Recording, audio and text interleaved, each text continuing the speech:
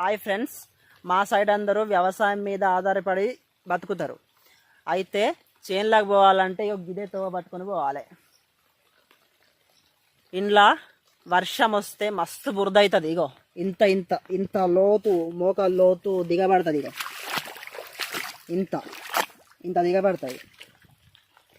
ఇంట్లో ఒక కచ్చలం వెళ్ళది. ఎడ్లు అయితే ప్రతి సంవత్సరం ఒక 4-5 చచ్చిపోతాయి. అయితే ప్రతి సంవత్సరం ఇంతే ఇట్లనే అవుతుంది. ఊర్లో కూడా రోడ్ లేదు, ఏం లేదు, మస్తు బురద అవుతుంది. ఇట్లా ఇట్లా ఉన్నది ఫ్రెండ్స్.